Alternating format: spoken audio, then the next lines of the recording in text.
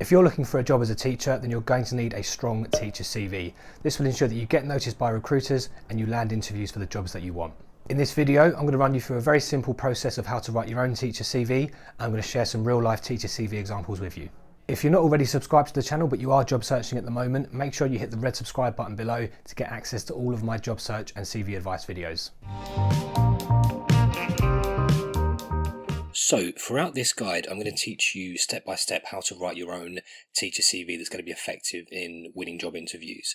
But I'm also, as well as taking you through the steps, I'm going to try where possible to teach you why we're doing the things we're doing and how it affects the impression that you make on recruiters and school staff, and how it's going to help you get further through the recruitment process.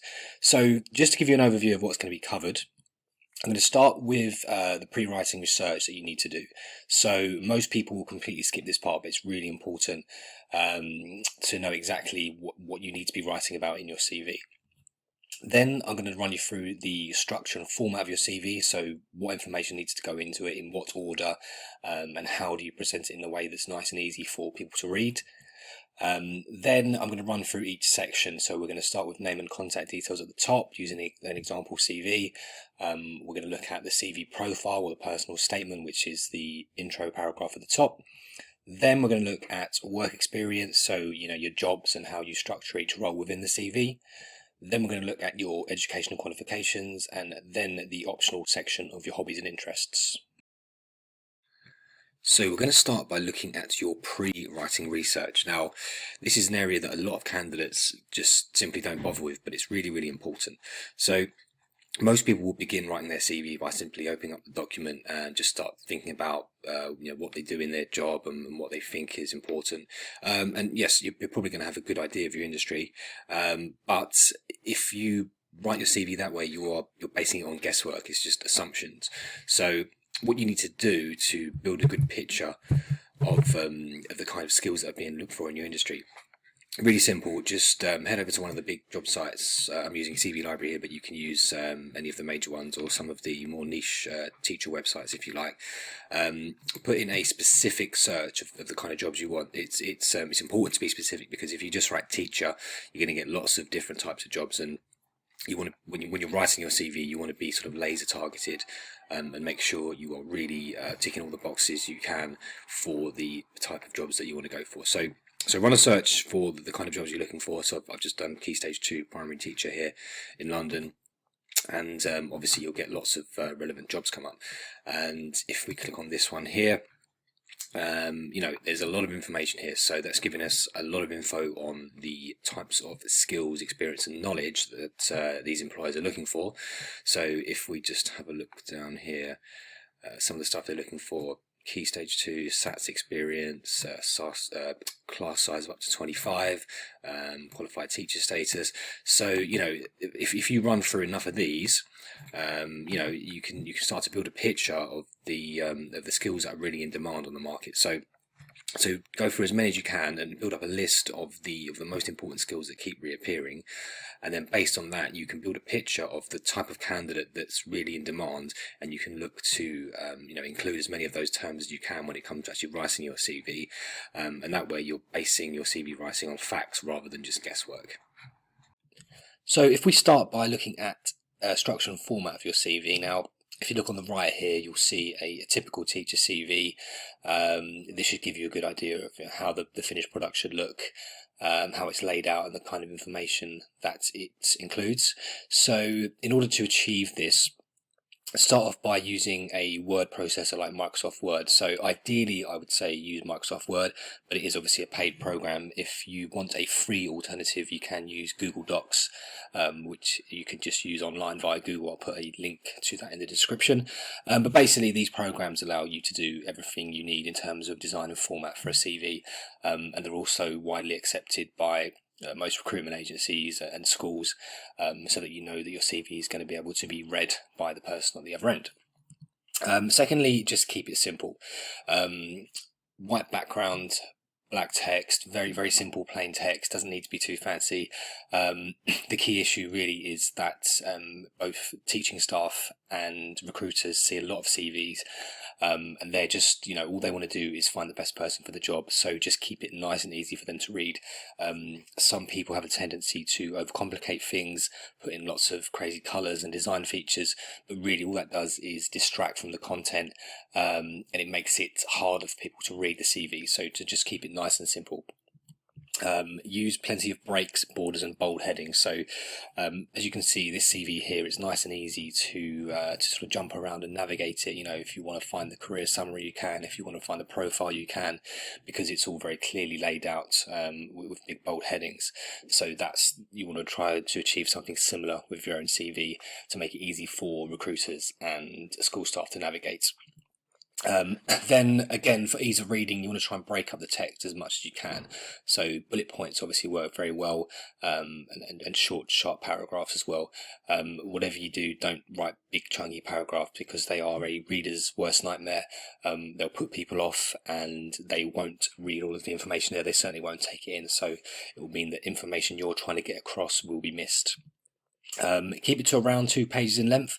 Now, this is not a set in stone rule. If you go a bit under or a bit over, it's not the end of the world, but generally speaking, the attention spans in the recruitment arena tend to work best for a 2-page CV. And don't include any photos or images. So some people will put a photo at the top of themselves, or company logos and things like that, or the school logos. Really, there's no need for that. It's not; those things aren't going to make an impact on a hiring decision. A photo of yourself, for example, unless you're an actor or a model, then it's just irrelevant. People aren't really interested in what you look like. They want to know what skills and experience you have. So get rid of the images and save space for the information. Now I'm just going to give a brief overview of all of the sections that need to go into the CV, so its overall structure. I'm going to look at each of these in more detail a bit later on in this video, but this is just to give you a broad oversight of what needs to go into the CV. So we start at the top with the name and contact details. Obviously, you want to make it clear who you are from the start and make sure that your contact details are visible so that people can contact you easily. But it needs to take up as little space as possible. The next section is your profile or your personal statement. So this is the introductory paragraph. It's the first thing that a recruiter will see when they open up your CV. So it's intended to be a high-level overview of your teaching experience, qualifications, and skills and knowledge. And it's designed to hook recruiters and get them to stick around and read the rest of the CV. Then the bulk of your CV will then be taken up with your career history, so your previous work. Now, if you've got lots of teaching experience, obviously this section will be nice and big. However, if you're inexperienced or you have no experience at all, then this section will be smaller. And if you have no experience, it may sometimes be better to actually lead with your education, especially if you have teaching or teaching assistant qualifications. But generally speaking, for an experienced person, this section will be the biggest section.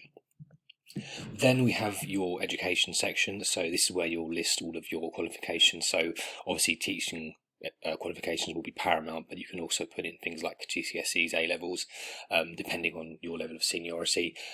Now, you will also mention your qualifications in the profile, but here in the education section is where you will give it some real detail.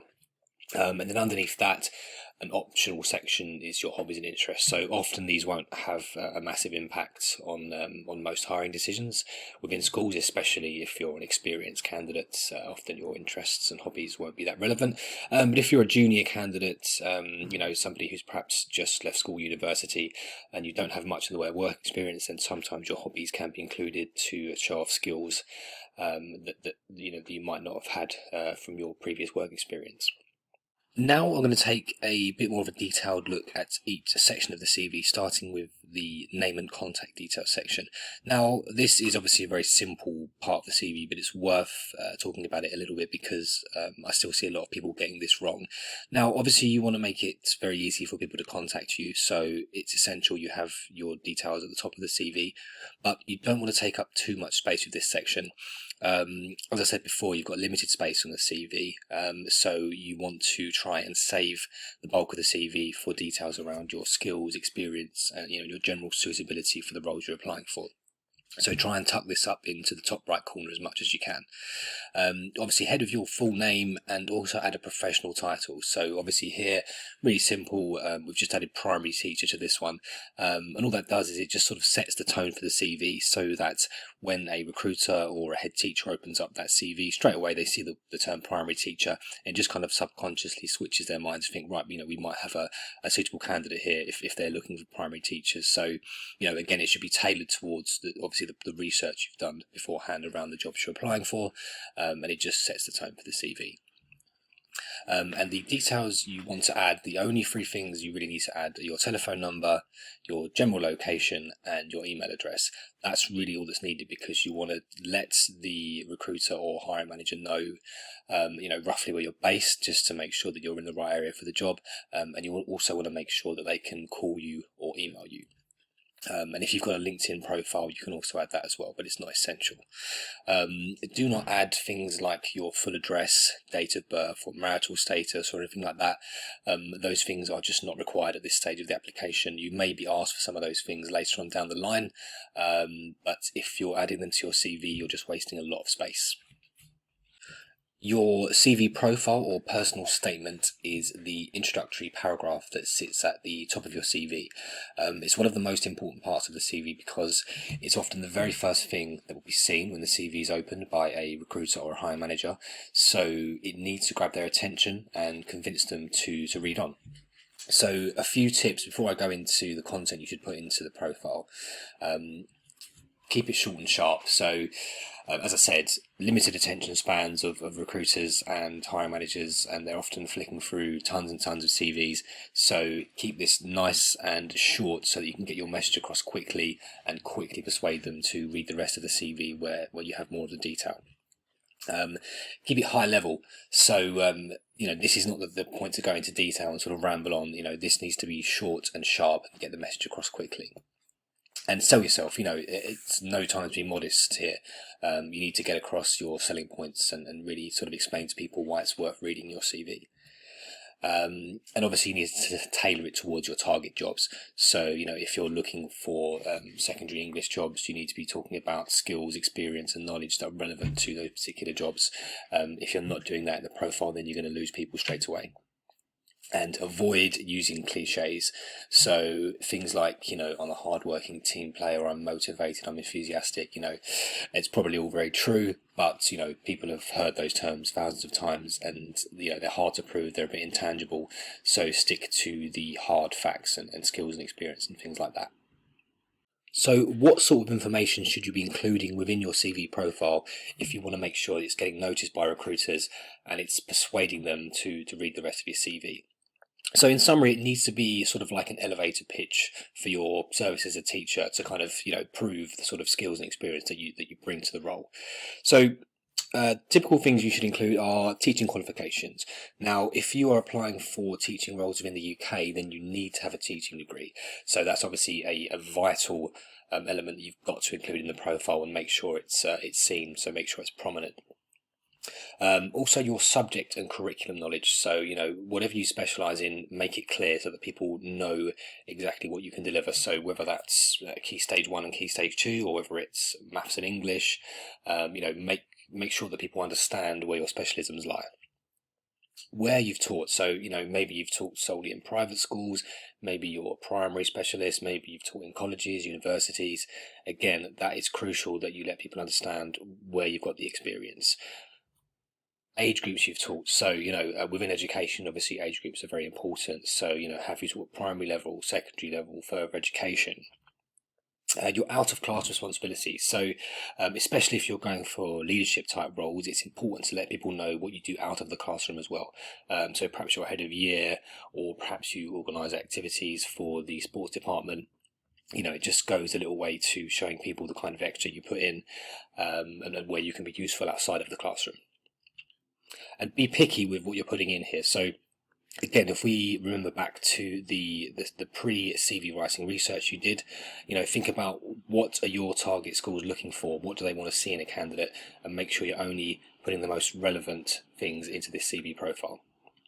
And again, avoid cliches. And I said it before, but just avoid it at all costs. What you want to be focusing on is the things we've just run through here, the key factual skills. Because the cliche phrases like hardworking team player, they apply to all jobs, and they're not going to make you stand out as a teaching candidate. And once you've written your CV profile, a really good section to add is a core skills section. So as you can see from the example here, all this is a really simple bullet pointed list of the skills that this person has that are most relevant to the job being applied for.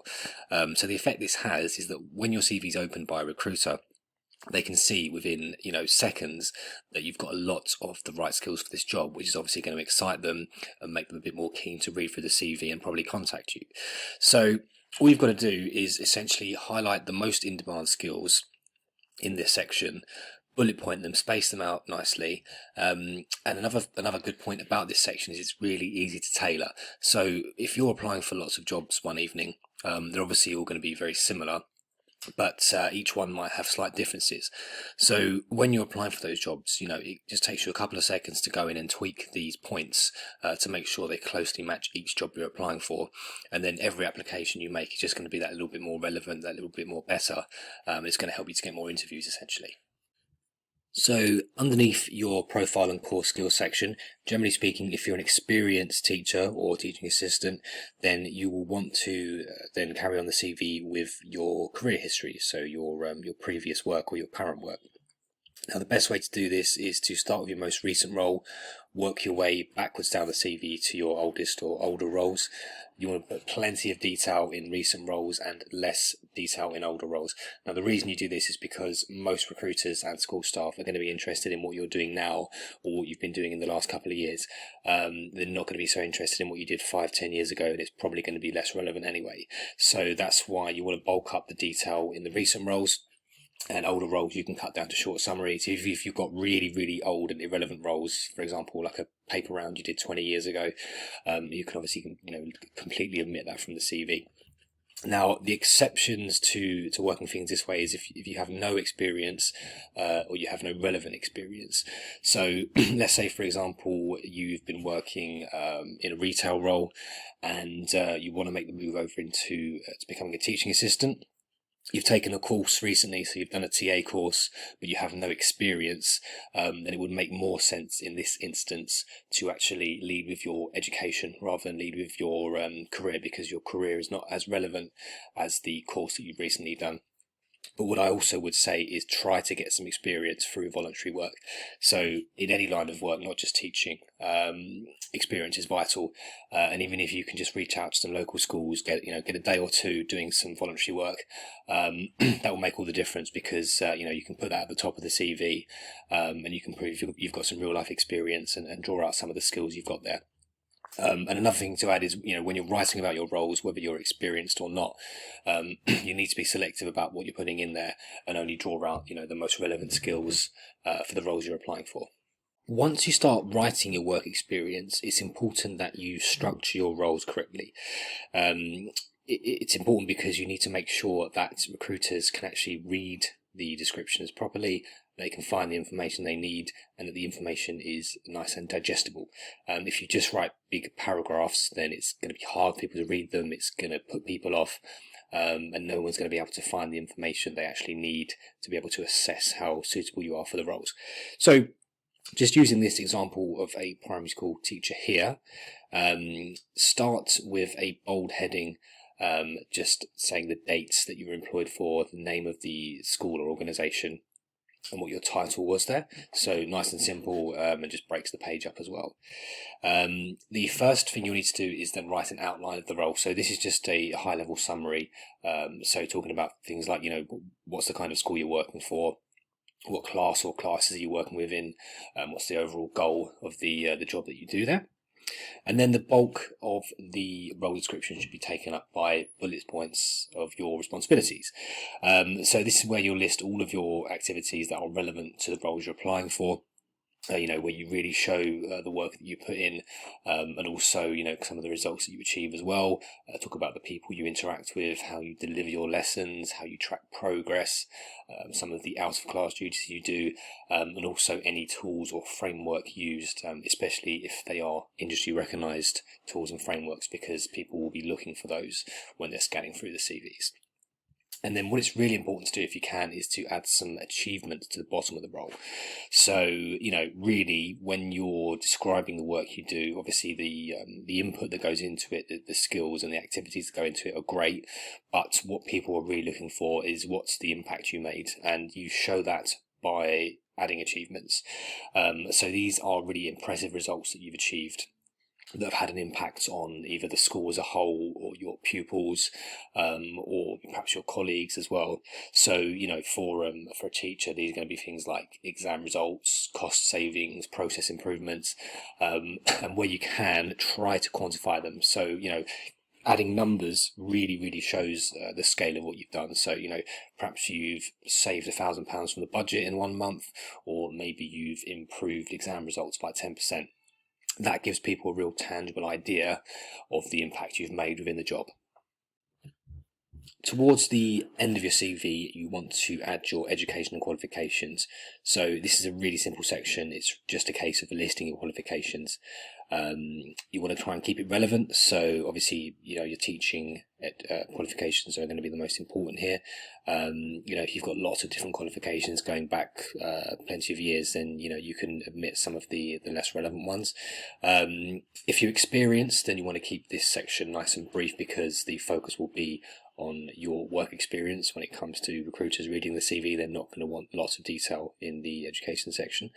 But if you are less experienced, if you are fresh out of school or university or whatever it might be, then it makes sense to expand upon this section, because you won't have much to write about in your experience. So you can, expand on your degree, for example. What did you learn within it? What were the modules? What were some of the skills you picked up? Any projects you did, courses, things like that. Just to try and bulk that section out and get across some of the skills that won't be coming from your limited experience. The hobbies and interests section of a CV is totally optional. Sometimes it will add value, other times it won't. So you just need to assess whether or not it's worth you adding your hobbies to your CV. So if we look at the yes camp first of all, so if you have little or no experience, if you haven't got much teaching experience, then you can sometimes use your hobbies to draw out transferable skills that can be applied to teaching. So perhaps if you have a hobby of looking after your young family members at the weekend or something like that, then obviously you can draw a lot of relevant skills out from that, such as childcare and behaviour management, things like that. Also, if you have relevant hobbies, so like I said there, if you've got a hobby that involves working with children or something like that, then that's certainly worth mentioning. Or if you have impressive hobbies, so maybe if you run marathons or climb mountains or something like that, then although it's not as relevant to the teaching roles, it's probably still something worth mentioning, just a line or two within the CV. So those are the instances where you probably should add your hobbies to your CV.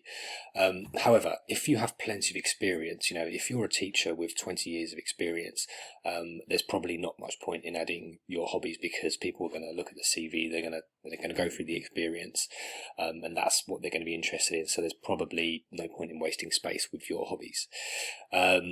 If you have regular hobbies as well, so if your hobbies are watching television, going to the cinema, going out to eat, nothing wrong with those things, but they're not really going to make a massive impression in a CV and a job application, so probably best just to leave those out. So hopefully that has armed you with all the knowledge you need to go out and write your own teacher CV now, one that's going to get you noticed and get you interviews, most importantly. So once you've written the CV, don't forget to proofread it. When you're applying for roles with educational organisations, you don't want to be submitting a CV that's full of spelling and grammar errors. So, make sure you read over it a few times, make sure it makes sense, and that it's all correct. For some further reading, you can have a look at some of my example CVs on standoutcv.com. In particular, the address I've put at the top there, the teacher CV example, has an example of a primary teacher CV and a secondary teacher CV. And you can also watch more of our videos. We have videos on CV writing more generally, and things like how to write your profile, how to format and structure your CV, skills that need to go into your CV, and things like that. So I hope you've found this video helpful, and good luck with the job search.